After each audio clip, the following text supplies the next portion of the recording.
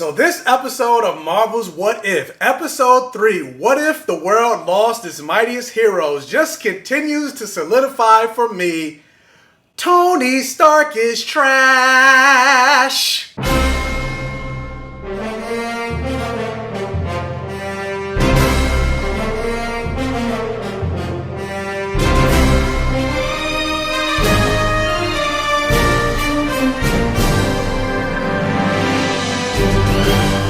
Welcome to my safe game, and thank you guys for joining me for another review here on the Black Gay Comic Geek channel. I don't know what that was, but anyway, I know this review is coming out a little bit late. If you guys follow me on Instagram, you already know the story of what was going on, the trauma and drama of my life. Basically, to make a long story short, I wanted to record a trailer reaction video for Spider-Man No Way Home. The video came out on Tuesday night as I was getting ready to go to work, so I purposely stayed off the internet, didn't watch the trailer because I wanted to record my YouTube reaction video for when I got off in the morning. Didn't watch the video. A friend of mine texted me spoilers from the trailer. He was like, yo, was that Doc Ock, Green Goblin, and Electro in the trailer? I was just like, oh, you mother. Still didn't watch the trailer. Then when I got off of work at 7:30, I got in my car to get ready to drive home. Then my mother's car wouldn't start because the battery died. So then I sat in the car for over an hour trying to find somebody that had jumper cables because everybody I asked didn't have any jumper cables. I didn't have any jumper cables. I finally got somebody to get jumper cables to start the car. I had to stop at AutoZone, get my mother's car a new battery, then wait for the technician so he could be able to install the battery because I don't know what the hell I'm doing. Then he finally installed the battery, and then I was finally able to get home. I got home at 12 o'clock noon, even though I got off at 7:30 a.m. Then when I finally got home, I set up my tripod and my camera like you see me now. You see me recording on my tripod. I went to set up my tripod and my camera to record my trailer reaction video for Spider-Man No Way Home, and then my tripod broke. Oh, so it was a day. So basically, somebody in the universe didn't want me to record a Spider-Man No Way Home trailer, but also because my tripod broke, I couldn't record my reaction and review for episode 3. Then I had to go on the devil's website, Amazon, order me a new tripod piece, and here we are. And so yeah, with that said, let's jump into this episode. We're talking spoilers for episode 3 of Marvel's What If. What if the world lost its mightiest heroes? And if you guys saw my non-spoiler review that I did 2 weeks or so ago, when I got the screener for the first 3 episodes of What If, I believe I said in that video that episode 3 was definitely my favorite of the bunch. And now that you guys have seen it, the rest of the world has seen it, we can finally talk about this episode. Because yeah, this episode was definitely my favorite of the 3 episodes. And really just because of the whole murder mystery aspect of it all. I freaking love this episode. And funny enough, I was and I said this on my TikTok video, follow me on TikTok, but I was like, why is this half-hour episode a better Black Widow movie than the Black Widow movie? For most of this episode, it was basically following Natasha as she's trying to figure out who's offing the Avengers, and just her relationship and her character and just how much agency she had in this episode. I'm just like, how come we didn't get this in phase 1, phase 2, phase 3, and then even in her own solo movie? The relationship that she had with Nick Fury in this episode, they did more for establishing just how close and how much Nick Fury trusted Natasha in this episode than I've seen in most of the MCU. And this episode kind of tells me that an Agents of S.H.I.E.L.D. movie would have worked very well. Almost kind of what Captain America Winter Soldier was, but except just the S.H.I.E.L.D. agents, because Cap wasn't a member of S.H.I.E.L.D. Cap didn't necessarily work for S.H.I.E.L.D. But imagine a movie with Natasha, Nick Fury, Hawkeye, and Maria Hill, and it's like a spy espionage movie. That's kind of what this episode was, and it was great. And then also, in many ways, I feel like this is a bit of a retcon from Marvel's Phase 1, because in this episode, you saw Hank Pym showing up as Yellow Jacket. You saw the beeper to signify that, Carol Danvers and the relationship that we know from the Captain Marvel movie between Carol and Nick Fury and everything like that. You saw that all coming together in this one episode, when we know in Marvel Phase 1, they didn't know about Nick Fury and the beeper and everything like that, or the fact that he even had access to it, because one of our biggest complaints about the whole Captain Marvel, it was well, when Loki showed up, why didn't he call Captain Marvel back then? Because she didn't exist. And so I just like seeing the interconnectivity of the Marvel Cinematic Universe as as we know it now in this one episode. And then also like them really acknowledging the Incredible Hulk movies, because you saw Betty Ross show up, and like we haven't seen Betty Ross in the MCU really since the first Incredible Hulk movie, and they don't even really acknowledge those movies. And I'm like, do they really take place in the MCU anymore? Because I think I remember Marvel released an official chronological timeline with all their movies, and the Incredible Hulk Edward Norton movie was not on that timeline. So it almost kind of seems like Marvel is really trying to distance themselves from that Edward Norton Incredible Hulk movie.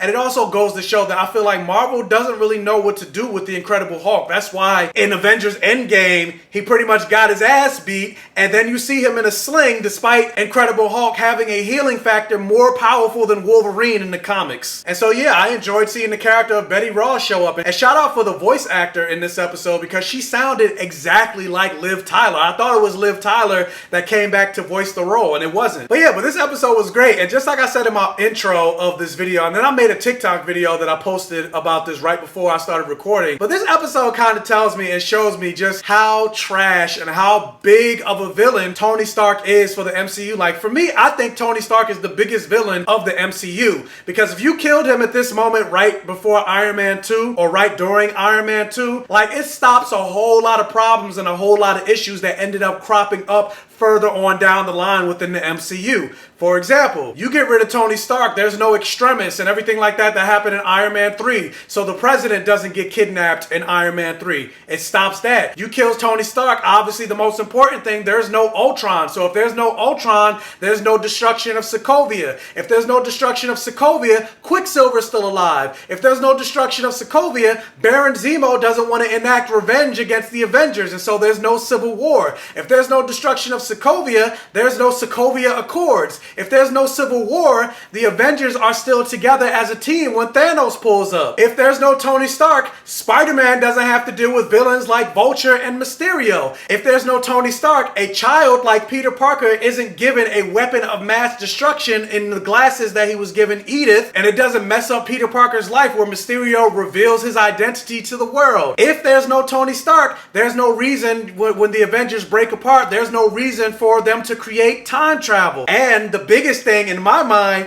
if there's no reason for them to create time travel, that means Steve is stuck in the present. He has no option to go back and have a life with Peggy Carter. So because he has no option to go back and have a life with Peggy Carter, that means he stays in the present and has his happily ever after with Bucky. Which means Tony Stark being alive is exactly why we don't have Stucky in the MCU. Tony Stark is trash. And I 150,000% stand by that. Tony Stark is why we do not have Stucky. And you know what? While I'm editing this video, I'm going to throw in a whole bunch of Stucky fan art. So Stucky, Stucky, Stucky, Stucky, Stucky, Stucky. And then also with that said, like once we got to the actual reveal of who the villain was and who was actually taking out the Avengers, because I was surprised, because I didn't know. The whole time I didn't know who it was. Even when we got to that final scene where Yellow Jacket, Hank Pym was taking out Black Widow, I still didn't know who it was. It wasn't until she said, it's Hope, it's all about Hope. I was like, is it an Ant-Man character? And then I feel like this episode put some respect on Hank Pym's name, because we didn't really get to see Hank Pym as the Ant-Man that we know from the comics. And then also in the comics, he did take on the mantle and the persona of Yellow Jacket when he started to have like a mental breakdown and experience dissociative identity disorder. Yellow Jacket was that other personality. And going further into like putting some respect on Hank Pym's name, like it just goes to show how powerful and how deadly an Ant-Man like character actually could be, to the point that he was able to take out the Hulk, who his whole thing is that he can't die. Even though I kind of had a problem with that. I'm like, there's literally a comic book out right now called The Immortal Hulk, and it's like,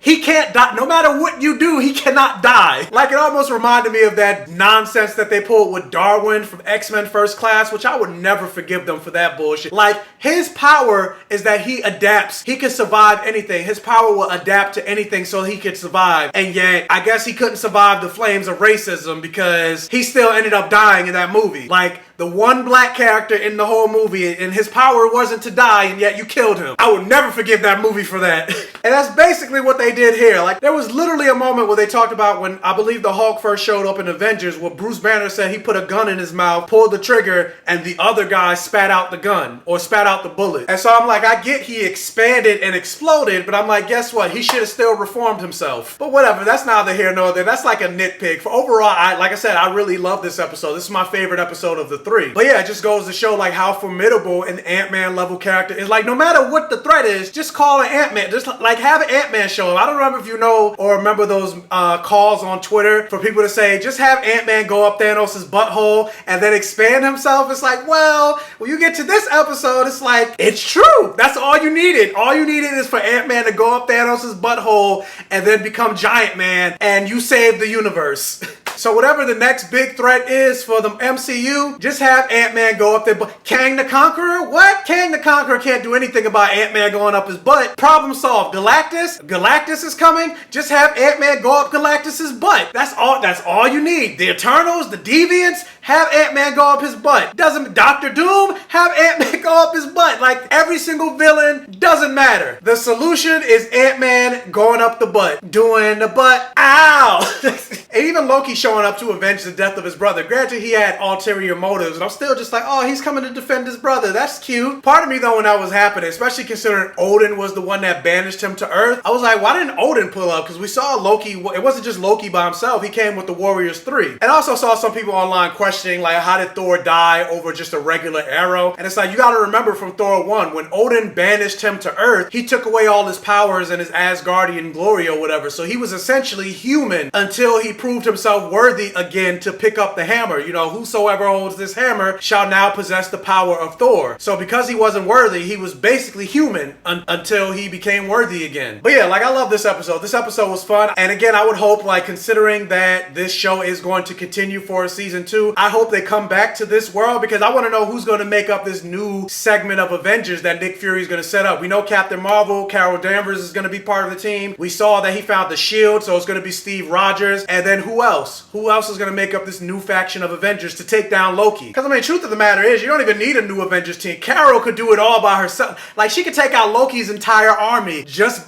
by herself. And then I'm sure they're gonna probably have Wanda and Quicksilver join the team, because again, now that Tony Stark is dead, there's no Sokovia Corps, there's no Sokovia, there's no Ultron. That means Quicksilver's still alive. So I would say it'll be Wanda, Carol, Pietro, and Steve off the top of my head. But then who else? Because I'm thinking 6 Avengers, because I'm assuming T'Challa Star-Lord is another universe. Maybe. But something that a mutual of mine on TikTok, shout out to T, Theories by T, he pointed out in this universe, it was because Hope Van Dyne is a SHIELD agent in this universe, and Bucky is the one that killed Hope Van Dyne. Because if you remember from Captain America the Winter Soldier, Black Widow talked about how she was shot in the side by the Winter Soldier on a trip on like Odessa, Ukraine or something like that. Well, if you remember from this episode, they say Hope Van Dyne was on a mission in Odessa, Ukraine, and she ended up dying. I'm assuming that's the same mission that Black Widow went to in the main Marvel universe, except where Black Widow just got a shot in the side, Hope Van Dyne probably took the same shot, except she didn't survive. So basically in this universe, Bucky killed Hope. Dang. And yeah, he's still brainwashed and everything like that, but still just like, dang, Bucky killed Hope? Like, dang. But yeah, shout out to Theories by T by pointing that out. But yeah, I don't really have anything else to say. I love this episode. But yeah, I love this episode. I've seen this episode at least like 3 or 4 times. So yeah, I had a lot of fun. And like I said, this was a better Black Widow movie than the Black Widow movie,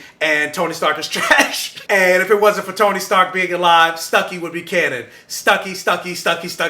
But anyway, the question is, what did you guys think about episode 3 of Marvel's What If? What is this episode rank of the first 3 episodes so far? For me, it would be 3, 2, 1. But yeah, what your ranking could be completely different than mine. Let me know down in the comments section below. Also, if you can, hit that thumbs up button and like this video to really help out with the channel and the YouTube algorithm. And if this is one of your first time checking out one of my videos, please check out the other videos on my channel. And if you like what you see, please subscribe for more and hit that bell notification button so you're alerted every single time I post a new video, and tell your friends, your families, and your neighbors about my channel to help me continue to grow. And as always, I will catch you guys next time.